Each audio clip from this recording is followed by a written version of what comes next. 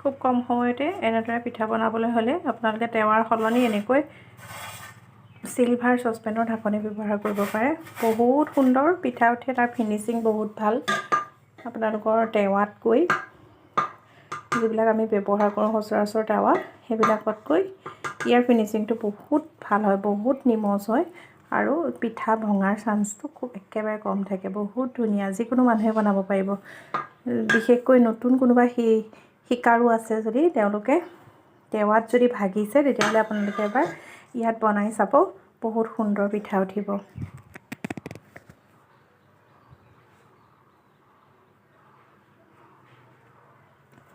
মই এটা হাতে ভিডিঅ' কৰিছোঁ কাৰণে ভিডিঅ'টো ইমান ভাল হোৱা নাই আৰু অকমান অসুবিধা হৈছে আপোনালোকে চেষ্টা কৰি চাব পাৰে বহুত সুন্দৰ পিঠা উঠিব এটা ওৰিও বিস্কুট দিবা